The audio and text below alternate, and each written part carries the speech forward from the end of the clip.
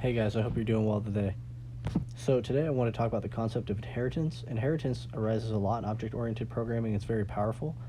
Let's jump right in and I'll dissect it as we go through. Notice I have this physics parent class. If you're following the last tutorial, it's the same class as last time with the final velocity and final displacement method. And notice I have a new class. I call it physics child. Notice when I inherit, okay, I'm going to go physics parent is going to be within the physics child class. Okay, that's going to play an important role, which essentially says, hey, I want this child class, right, just like a child in real life, to inherit attributes, right, or methods or variables or whatever you want to call it from the parent.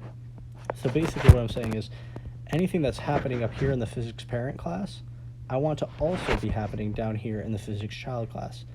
And notice, I don't want to repeat myself. You know, often people say keep it dry, don't repeat yourself. Okay, so I'm not going to re-put final velocity and final displacement down here in physics child because I've already written that code. So what I'm going to do is I'm going to come down here and, like I said, you're going to put the physics parent within the physics child class. You're going to define a new init method. Okay, it's called a constructor, and nobody really cares what it's called unless you're like in a computer science class. And what I'm going to do is I'm going to do this super parenthesis dash dash init dash dash viat. Notice I don't have m defined here. Okay, so what that means is vi, a, and t are being inherited from the class above it, the physics parent. But notice in my init I've specified three variables, vi, a, t, and now I have a fourth variable which is m. Okay, but that's going to be a variable that we specifically define within our child class. So basically what's going to happen is when the code runs, it's going to get vi, a, and t, and it's going to populate them from this parent init method. And then down here, you're going to get your m from this child class, but you're going to be able to use any of these variables anywhere you feel like within this child class because they're coming from the parent. So notice I defined this method called momentum. And just very simply, I did p equals self.m times self.vi. So basically, momentum is mass times velocity. So what's going to happen is when I run this problem and I call this momentum method, I'm going to have m, which is going to come from this child class declaration right here. And then I'm going to get self.vi because it's going to be inherited from the parent class up here.